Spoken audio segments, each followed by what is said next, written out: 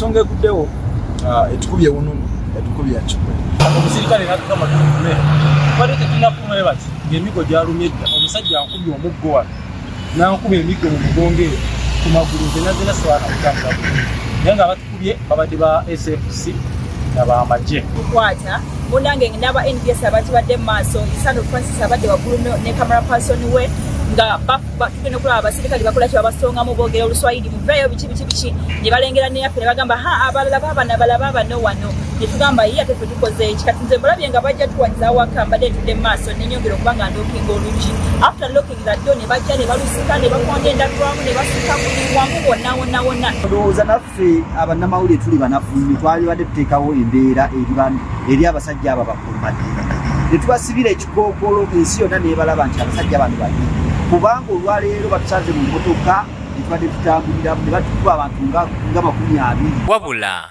Kyagulanyi ayogeire ku eri abantu okubaire n'abakiise ba paalamenti ab'ekibiina kya NUP abakungaanire mu maka ge Magere era bano yabeeyinonola byabiseemu. First of all, they are scared, they are panicking because they know they are criminals and they know their days are numbered. What do I go to do when I leave the country, when I go outside Uganda? I go to destroy Museveni and his regime. Our daily duty is to make sure we make the fall of Museveni as quick as possible. Kyagulanyi era asaasira eno bannamawulire ababisiibwa obubi nga kw'oteere n'abantu abakubibwa omuuka omutwasa maiso nga batangirwa okutuuka mu maka ge.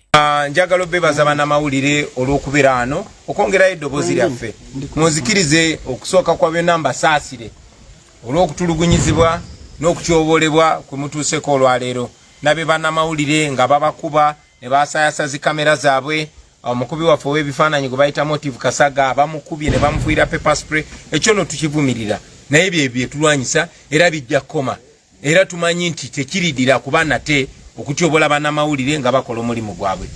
Njagala okwebaza n'esokwebaza mikwano gyaffe abawagizi baffe abaatandika ekirowoozo kino ekyokunnyaniriza kino tekyali kirowoozo kyange. Webale ino omusasi waife olw'emboozi eyo era tuwasaasira bannaife abakubibwa emigo ng'ate bagiire ku mirimu gyabwe. Tujja mu maaso n'okuvumirira ebikolwa oti ne bino ebirituusibwanga ku bannamawulire bwe baba nga bagiire mu kisaawe okunoonya amawulire ag'okutuusa ku bantu. Bwe tweyongerayo gavumenti eyandawulire paalamenti enteekateeka edda okudaguza ameefuga agalijja okubaawo ku lunaku olwa bbalaza omwezi guno ng'ena kwedda omwezi 9 era nga wano omusasi waife Ivan Kakoza abaire yatutuusaako ebisingawo. Mu kiwandiiko ekyandwirwa eri paalamenti era kyasomebwa minisita ow'ensonga edda obwa pulezidenti Mireba Balanda.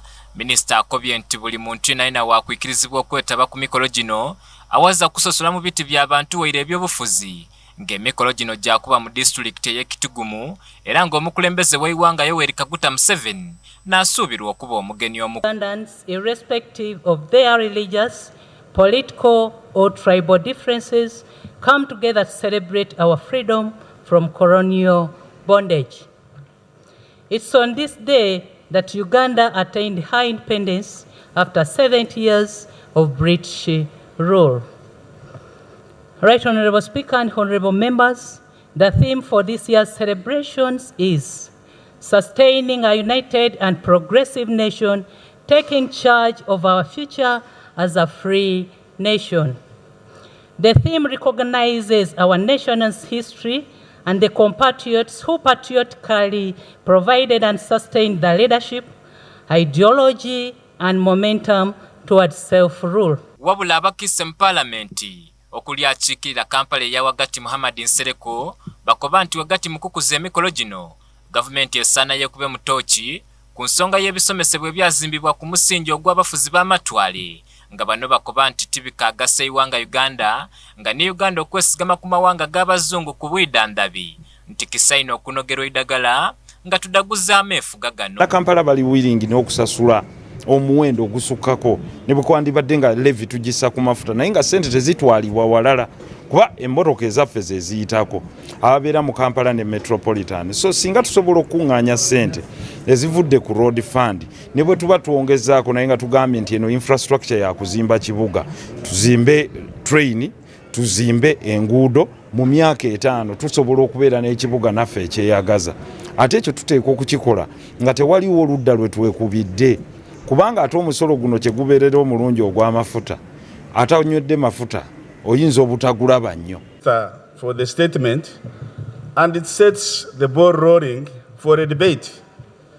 I have observed, usually when before such a celebrations, the debate in the media is raising questions like Honorable Seruk has pointed out, what have we achieved?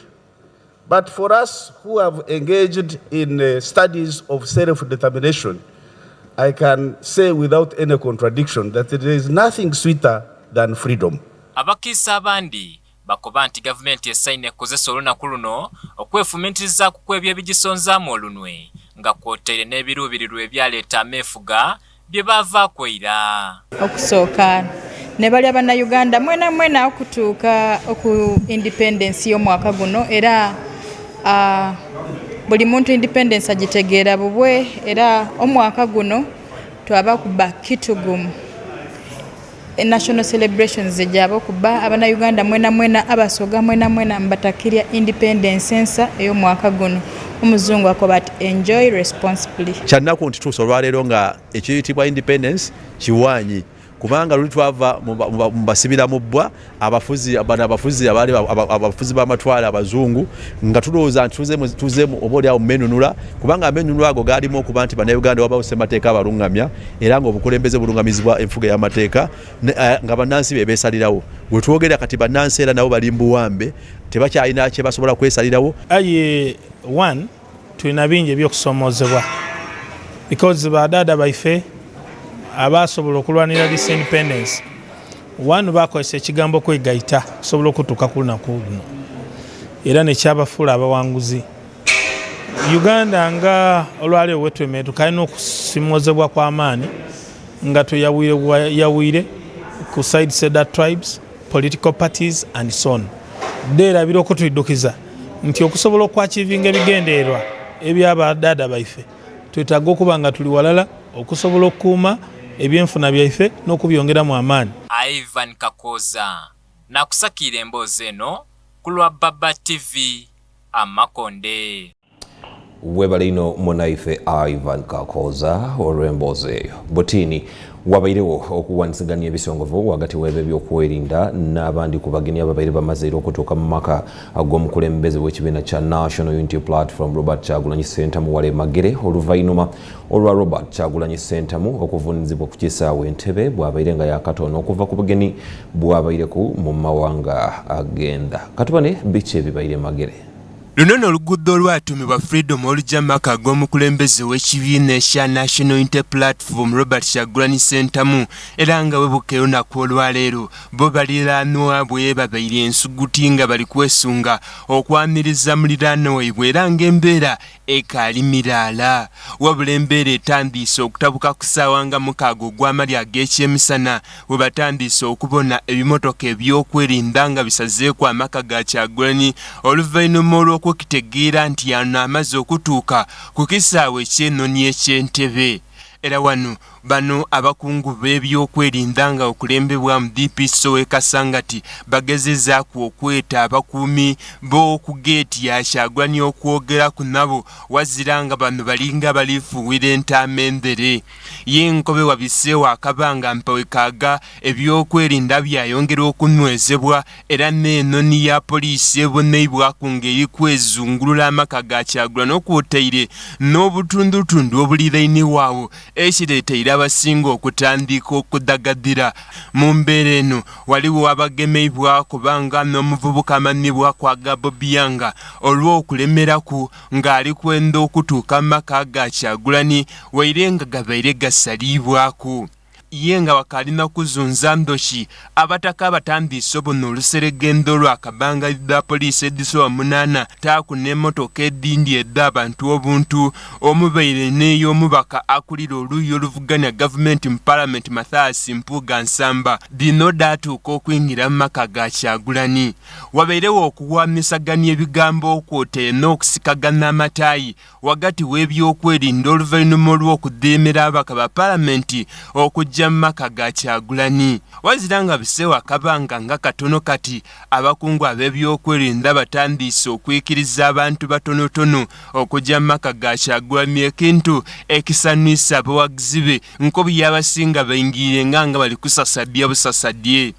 Mu kwogera ku n'abamawulire, Kyagulanyi akoba nti ab'ebyokwerinda tibaamulinze na kuniina kigere ku itaka lya Uganda obusaadde obubeire obukambwe mu byambalo eby'abakozi ab'ekisaawe eky'ennoni bamuvuuniiza oti kanoni kumukungudya paka yiire mu kamotoka akafaanana nti ka kisaawe kyanoni bonna obusitula emigugu. Kyakoba nti kamukunguddiza paka ku kisaawe ekikaire buuyo baamuta mmotoka edda poliisi okumukungudya paka mu maka ge. Unfortunately, like all of you saw, as soon as I landed, goons grabbed me and dragged me, twisted my hands and bundled me into a waiting private car. They drove me to the old airport where they pulled me out and then put me in a military car with many soldiers and police officers. More than 15 people were packed in that car. You know, it was very humiliating, it was very uncomfortable, but I'm glad I reached here. Along the way we passed very many people, you know, wondering whether I was the one in that car. But of course some of them who saw the police siren guessed that I was in the car and they were waving to me, although they were not able to see me because the car was tinted. Onakoba nti n'omukuumi bwe owawaka abakuuma eddembe bamukubye etaaku n'okwonoona ekikomera kye ebindi ku bintu byavumirire. My security guard opened for us, but he was immediately grabbed by the goons that brought me together with the police and military. He was beaten so bad, he was undressed and they squeezed his private parts. We're just going to take him to hospital and you know, you can speak to him even after here.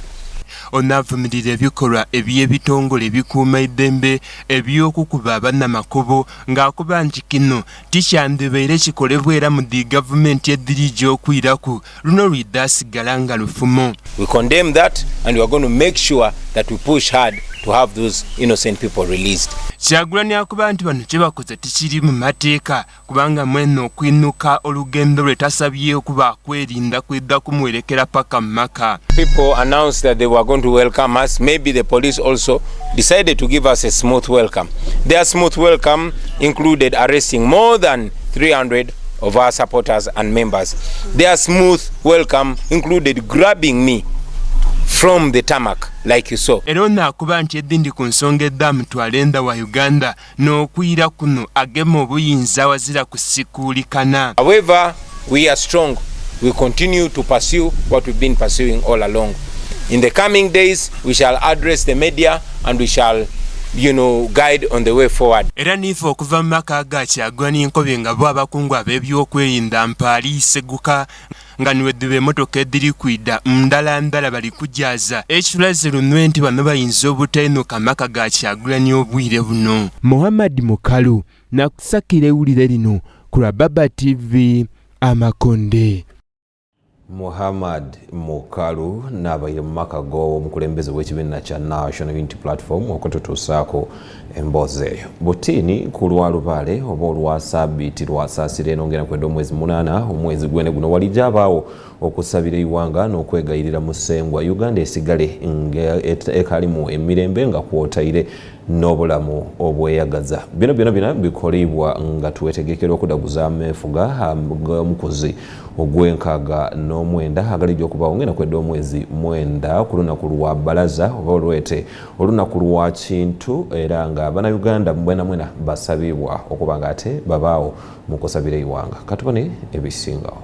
Mu kusaba kuno okulijja okutandika n'enembeezi Ssaakamusengwa okuva ku lw'omukaaga lwa Ssabbiiti eno mu bifo eby'endawulo nga n'omuli Paalamenti awo n'oluvannyuma okusaba okukulu kwakubaawo mu maka g'obwapulezidenti Entebbe ku ssaawa ndala n'ekitundu edda okunkyo. 8 October tujja kubeera ne National Prayer Breakfast. National Prayer Breakfast eno ya 25th 25 twatandika mu 1997 tukyagenda mu maaso. Tulina abagenyi okuva emitala y'amayanja. Tulina Congressman Tim Walberg, Alexander Joseph, from New York tujja kubeera ku State House nga tusaba ate nga tusaba Katonda okutusonyiwa, tusaba Katonda okutujjamu omutima ogwo fear gw'okutya ate n'okumwebaza byatukoledde. Tulaga nti kati tuweze emyaka 25 twebaza Katonda nga Uganda. Kyo kiraga kingu Uganda gyevudde singa tezibadde Ssaala twandibadde tutulina gye tuli. Abasinga balowooza ffe twesiga mundu, twesiga magezi mangi naye byaffe bya Katonda yabikola. Bwolaba nti bwe twayise mu COVID, bwe tuyise mu bintu bingi, challenges zibadde nyingi, naye byonna twabiyiseemu lwa Katonda.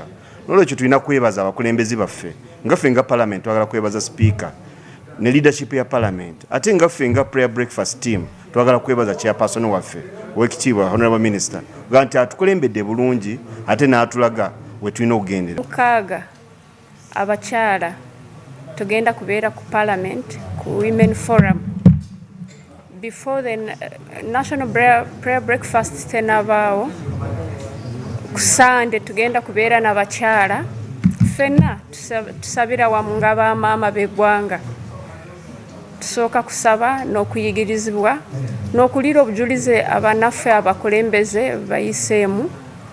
Gather as a nation coming to God. And that happens when our leaders, our national leaders, bow before God. So this event brings all arms of government together to bow down before God.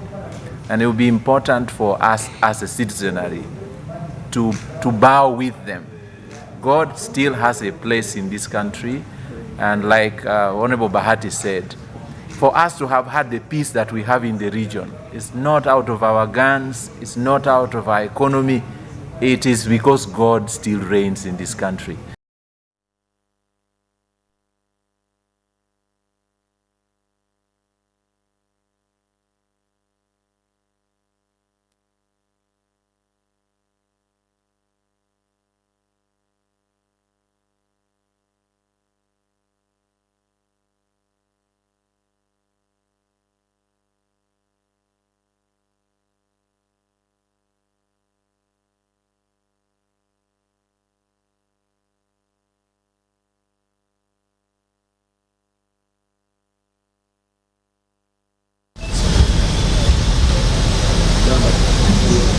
Through the lens of these visionary leaders, and we applaud them for that.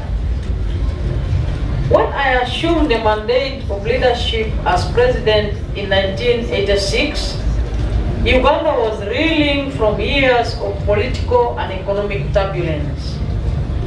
One of my foremost priorities was to kickstart the revival of our industrialization process, which had unfortunately come to a near standstill due to the prevailing insecurity.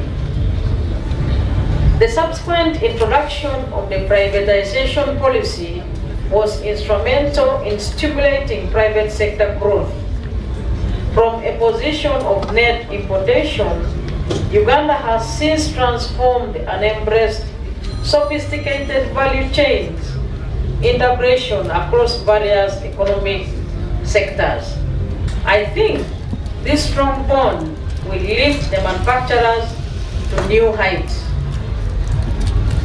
In the quest of the NRM leadership to uplift grassroots supply chains, especially within manufacturing and agro-processing, we unveiled the parish development model. Through this initiative, we aim to boost the grassroots supply chain that feeds into larger manufacturing processes. According to recent studies, about 70% of Uganda's population is engaged in agriculture. I can't hear the number, but to the manufacturers, Your Excellency, it means a lot. 29 rounds consecutive times organizing a trade fair is not something that is simple. Your Excellency, especially these days when security and insecurity is not predictable. But we came to you, You allowed us, you gave us comfort, you permitted us, you promised that everything will be okay. I want to announce to you that the security you promised us is on the ground and we are very, very comfortable. Your Excellency, many years ago, when UMA first started international trade fairs, there were no showgrounds of this nature. The very first exhibition was held at the Lugogo Indoor Stadium. And every year we will remember this because we came from back then. In the first year, there were only 26 exhibitors. Those exhibitors, they exhibited what they could exhibit. Today, we are all proud Ugandans because of the 1,000 plus exhibitors showing true, tough, hard manufacturing taking place within Uganda. Your Excellency, I thank you for accepting to officiate at this event as the chief guest, and your presence indeed elevates the importance of this event and boosts the morale of industrialists and other entrepreneurs, including the international exhibitors participating in this event. Significance of Uganda International Trade Fair is an event. It is a platform where trade industry, science and technology, education, cultural tourism, finance and other service sectors are represented.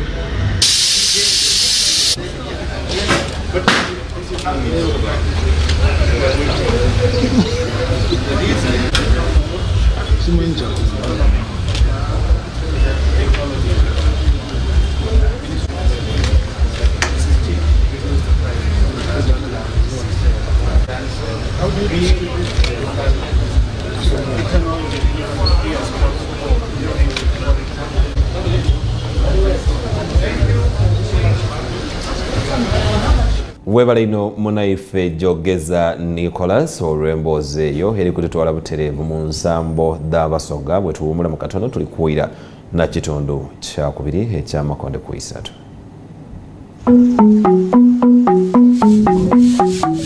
Ennimiro eyeegala ekuliisa obwire Mukagwa samba eno yaife wano era erina amakulu agakoba nti kirungi kutayisuubi ku kintu kirigala kubanga oyinza omaliikiriza nga tokifunye.